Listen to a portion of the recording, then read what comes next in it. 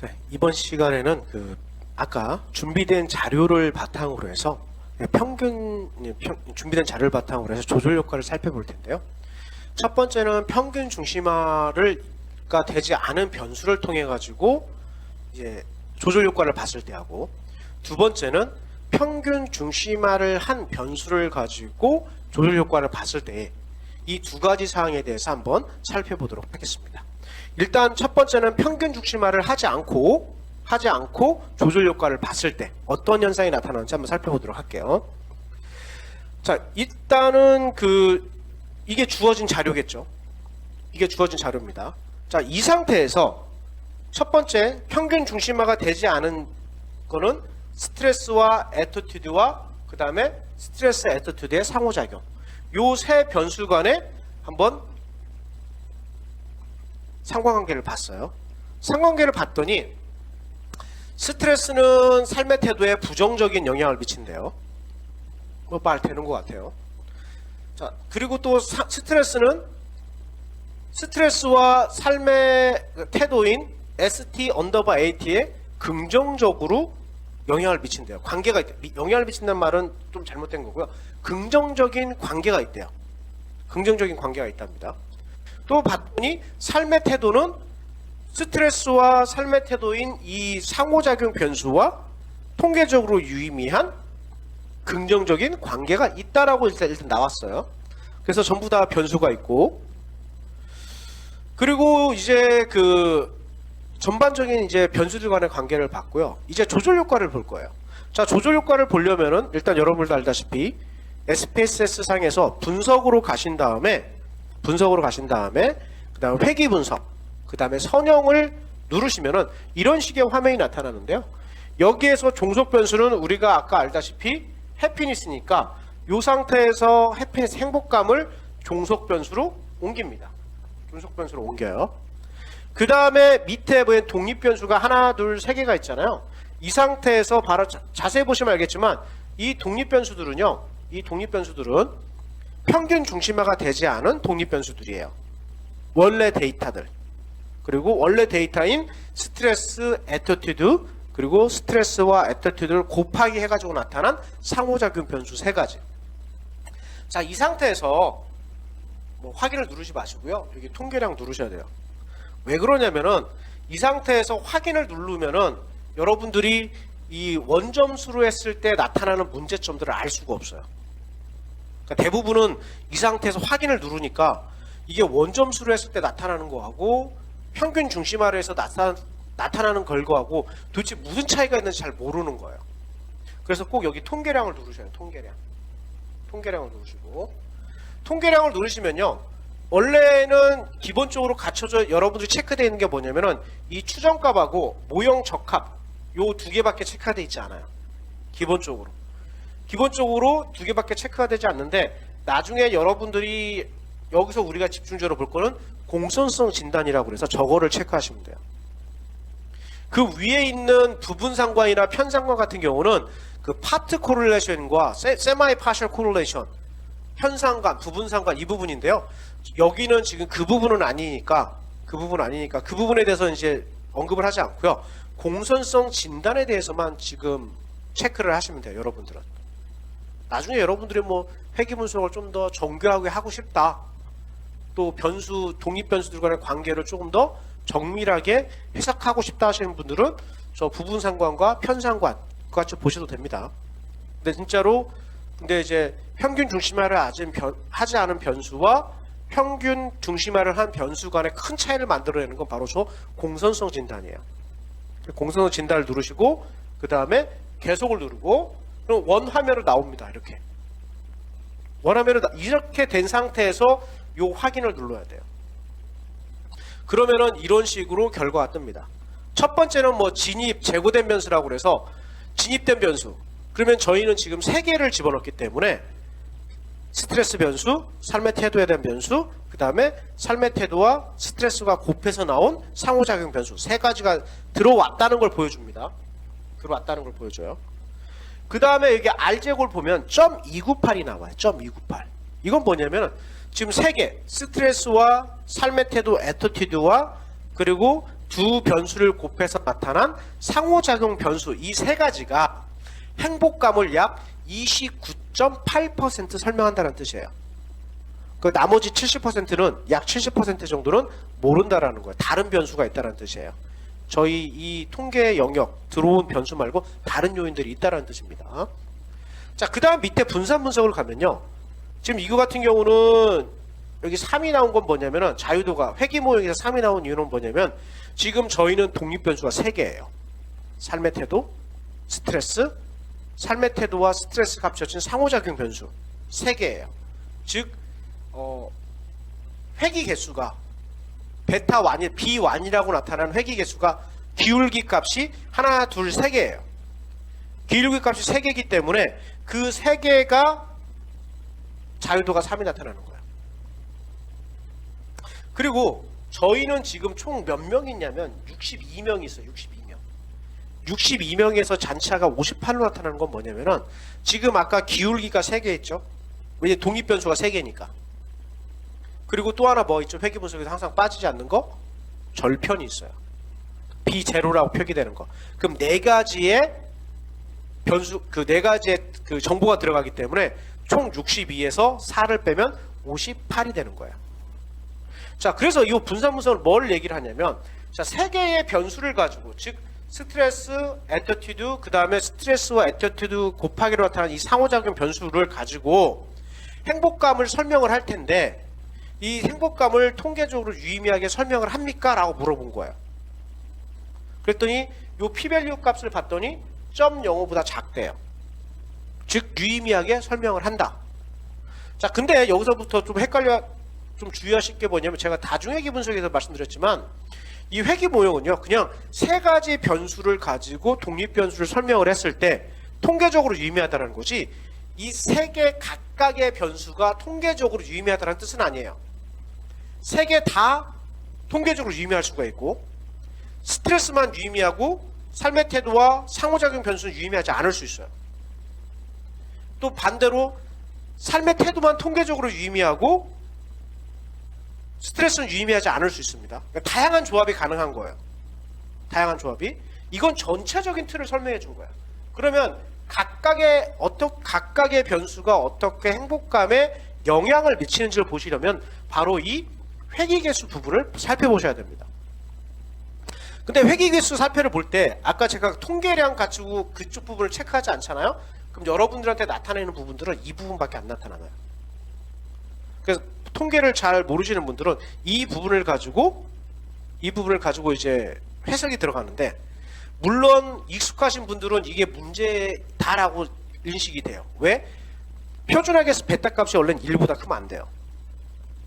근데 이제 통계를 처음 하시는 분들은 이제 그걸 모르니까 기존에는 이 베타 값을 가지고 별로 설명을 안 하고 요 비표준화 개수인 요 회귀 개수만 가지고 설명을 했기 때문에 보는 건 이 회귀 개수와 통계적인 유의 확률 0.05보다 크냐 작냐만 보는 거예요. 그래서 요 ST 언더바 AT 스트레스와 삶의 태도의 상호작용 변수가 유의 확률 0.05보다 작으니 0.05보다 작죠. 0.013이니까 0.05보다 작으니 삶의 태도는 스트레스가 행복감에 영향을 미치는 이 관계에서 삶의 태도는 조절 효과 작용을 한다 라고 해석을 하고 결과를 도출해내는 거야. 그렇지만 이걸 자세히 보면은 일단은 뭐를부터 봐냐면 이 공소성 진단을 봐야 돼요. 이건 VIF라고 그래가지고 그 분산 팽창 요인이라고 그러는데 이거 10보다 크면 문제가 발생하고 있다는 뜻이에요. 즉 이 독립 변수가 우리가 3개를 썼지만 이 3가지 독립 변수들 중에 지금 다중 공정성 문제가 발생했기 때문에 이 결과 자체가 신뢰하지 못하는 경우가 나타나는 거예요. 그리고 나서 또 여기 표준화 개수를 봤더니 표준화 개수는 원래 1보다 크면 안 돼요. 근데 지금 보시면 할 때 다 1보다 커요. 그러면 이 자체의 결과는 문제가 발생을 하는 거예요. 근데 이거를 잘 인식을 못하고 그냥 아까 말씀드렸듯이 비표준화될 수 있는 개수와 유의 확률 P 밸류만 딱 보고 나서 삶의 태도는 조절 효과가 있습니다 라고 해서 저 결과를 제시를 하면 문제가 있다는 뜻입니다. 잘못된 정보를 가지고 여러분들이 그거를 바탕으로 해가지고 결정을 내린 거예요. 여러분들이 결정을 내린 건 뭐 잘못된 건 아닐 수 있죠. 그렇지만 여러분들이 그 결정을 내리기까지의 선택한 정보는 그 정보가 잘못된 정보라는 뜻이에요. 잘못된 정보를 가지고 결정을 내렸기 때문에 궁극적으로 여러분들이 내리는 결정도 여전히 잘못될 수밖에 없죠. 이렇기 때문에 원데이터를 가지고 조절 효과를 보는 게 아니에요. 자, 그러면 이제 평균 중심화를 한 변수들을 가지고 이제 조절 효과를 볼 건데 어떤 현상이 나타나냐면 상관관계를 볼게요.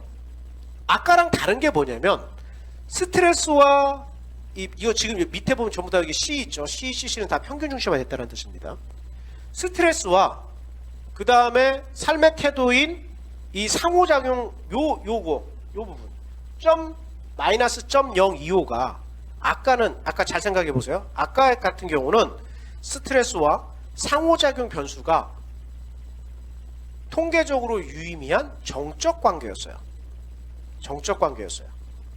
그렇지만 지금 평균 중심화를 해버리니까 통계적으로 유의미하지도 않고 정적이었던 게 부적으로 바뀌었어요. 바뀌었습니다. 이 관계도 바뀌었어요. 자, 이 상태에서 지금 다시 조절 효과를 보기 위해서 이제 회귀 분석이 들어가는 거예요. 종속 변수 해피니스는 그대로 들어갑니다. 다시 말씀드리지만 평균 중심화를 한다는 얘기는 독립 변수들 간에 나타나는 높은 상관관계를 없애기 위해서 지금 평균 중심화 하는 거기 때문에 종속 변수는 하는 게 아니에요. 종속 변수는 그대로 둔 상태에서 평균 중심화가 된 요 변수들만 하나, 둘, 세 개 평균 중심화가 된 변수들만 입력을 합니다. 자, 이 상태에서 아까처럼 다시 통계량을 눌러요. 요 통계량 클릭을 합니다. 자, 그러면 아까와 같이 공선성 진단을 클릭을 하고요. 그 다음에 계속을 누르면 원래 화면인 요 화면이 뜨죠. 이 상태에서 확인을 눌러요. 그럼 결과가 나오는데 앞부분 진입 제거된 변수를 보시면 아까랑은 다르게 평균 중심화된 변수들이 3개가 입력이 됐다라는 걸 알 수 있어요.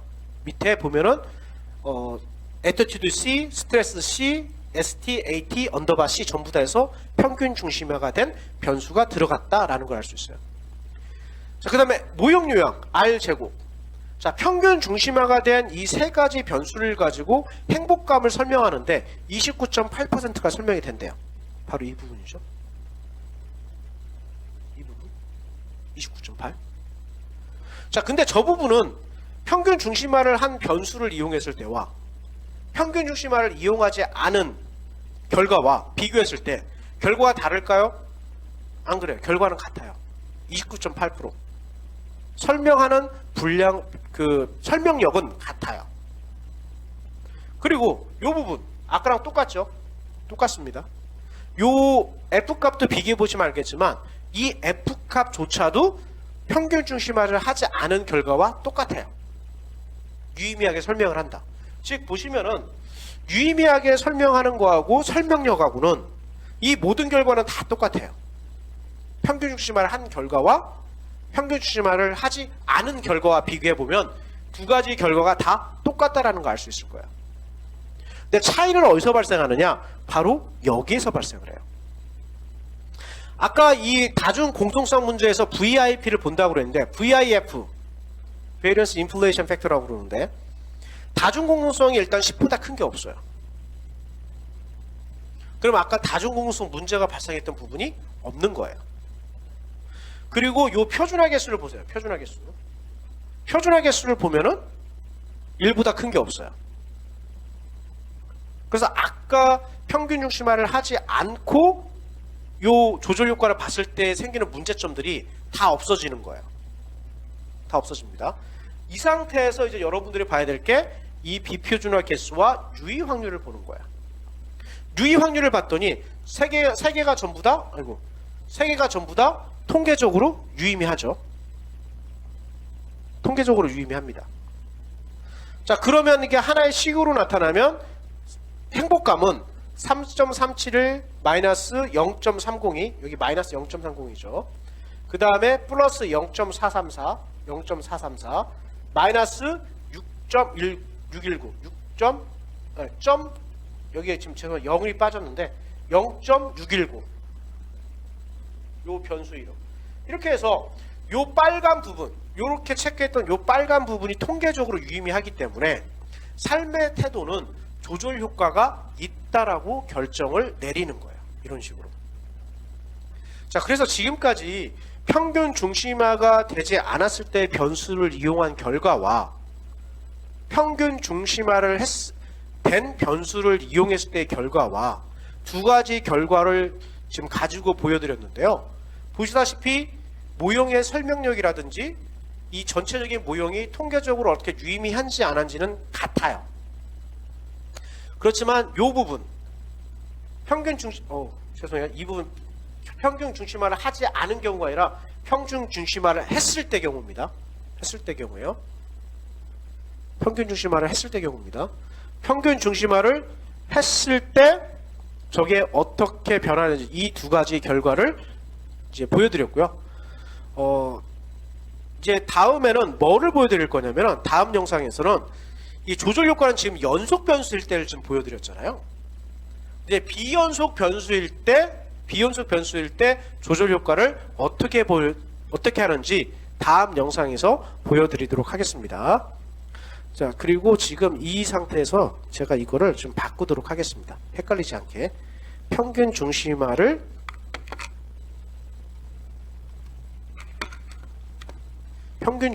한 경우의 조절 효과. 자, 이런 식으로 해서 조절 효과에 대한 영상을 마치도록 하겠습니다.